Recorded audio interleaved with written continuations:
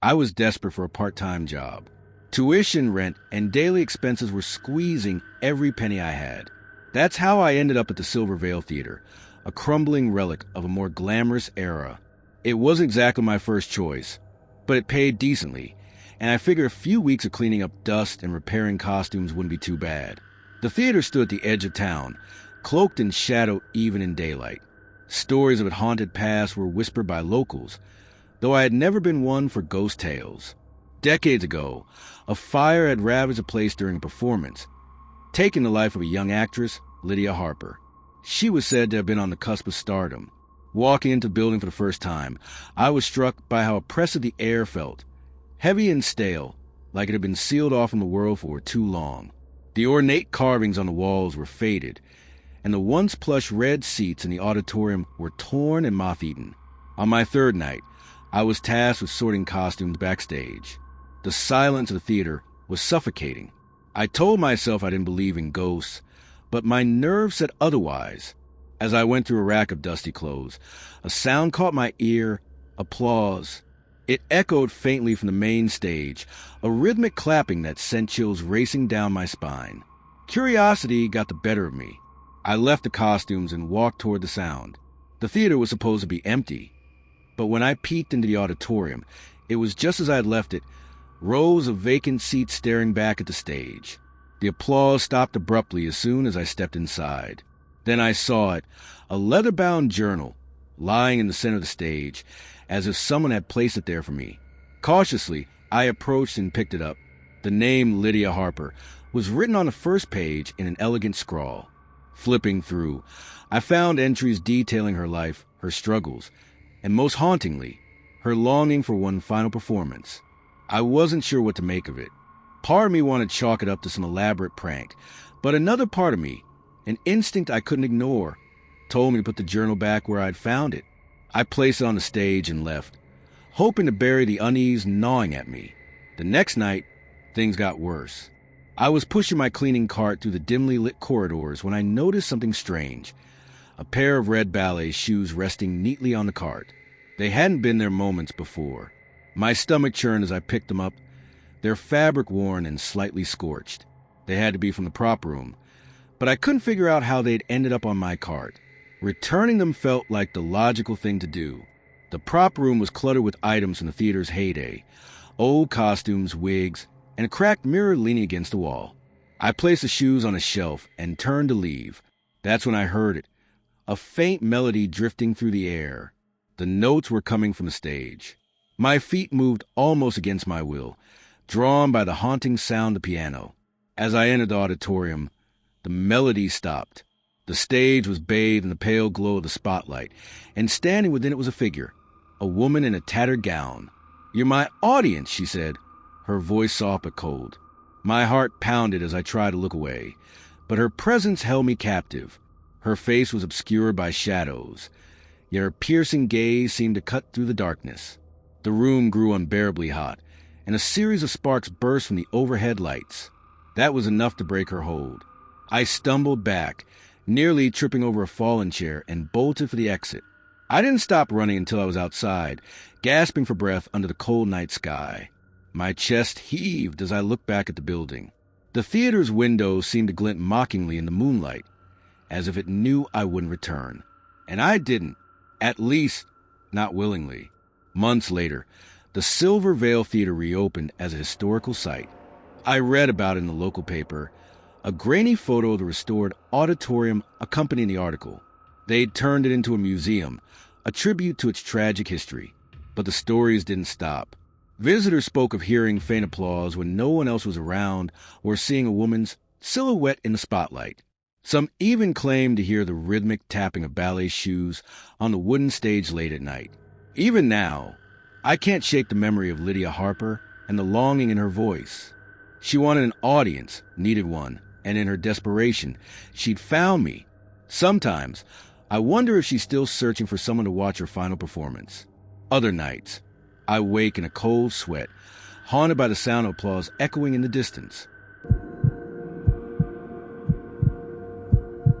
The air was damp and carried the scent of rust and decay as we approached the old fun house. It had been shut down for years, left right on the edge of our sleepy little town. But tonight, drawn by rumors of the haunted clown spirit, we decided to make it our playground. My friends Josh, Mia, and Danny were buzzing with excitement, but I couldn't shake the uneasy feeling settling in my stomach. "Come on, Ellie," Josh teased, nudging me as we climbed the broken fence. "Don't tell me you're scared of a silly old clown." I rolled my eyes, trying to match their enthusiasm. "I'm not scared, just cautious." The funhouse loomed in front of us, its once bright colors now faded and peeling. The grinning clown face painted over the entrance had cracked, making its smile look grotesque. I took a deep breath and followed the others inside.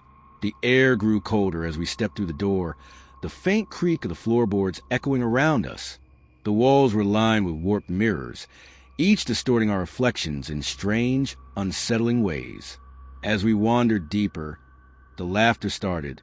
At first, it was faint, like an echo carried on the wind. "Did you guys hear that?" I asked, stopping in my tracks. "Hear what?" Mia replied, glancing around. "That laugh." Josh snorted. "It's probably just the wind. Relax." But I couldn't relax. The laughter grew louder, sharper, almost mocking. I looked into one of the mirrors, and my heart skipped a beat. There was a clown grinning back at me. It wasn't part of my reflection.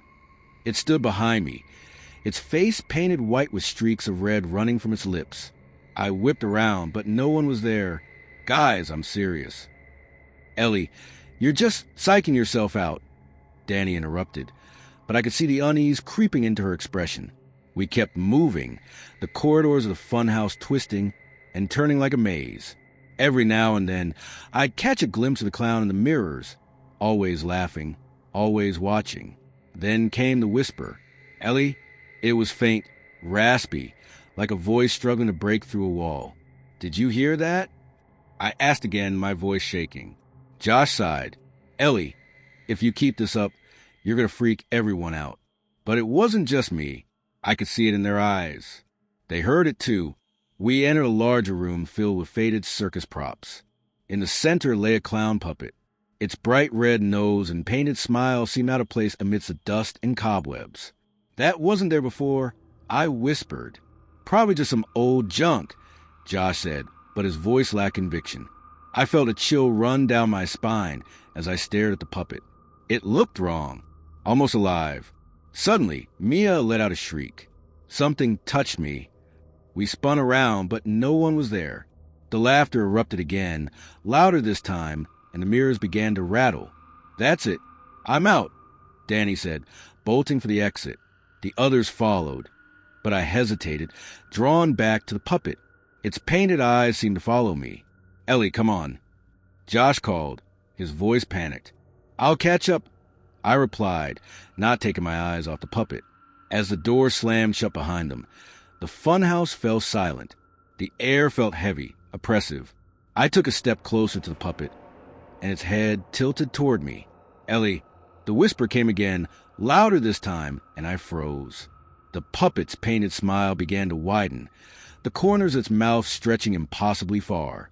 "Nope, nope, nope," I muttered, turning to run.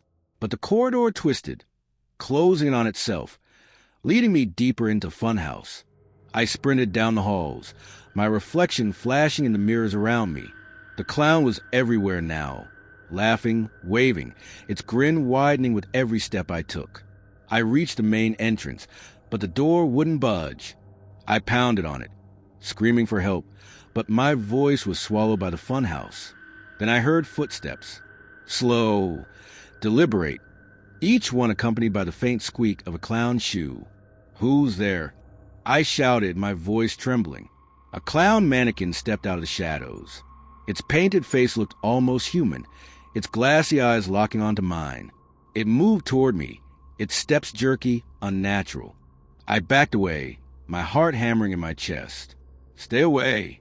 The mannequin paused, tilting its head as if considering my plea. Then it lunged. I ran, ducking into a side corridor. The walls seemed to close in around me, the laughter growing deafening. I tripped and fell, scraping my palms on a rough floor. When I looked up, the mannequin was there, towering over me. Its painted smile twisted into a snarl as it reached for me. Ellie, the world spun and everything went black.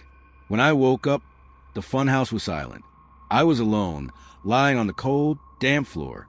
My phone was gone and the mirrors were shattered, their shards reflecting a dozen versions of my terrified face. I stumbled to my feet, searching for a way out. That's when I saw it. The clown puppet lying in the center of the room. This time, it had something new, a name etched into its shoe. My name, Ellie. I screamed, but no sound came out. The walls began to close in, and the laughter returned louder than ever. The last thing I remember is the puppet's smile, stretching wide enough to swallow me whole. The authorities searched the funhouse the next day. They found my phone lying amidst the broken mirrors, but there was no sign of me. All they found was a clown puppet, its painted smile frozen in a sinister grin, and my name etched on its shoe.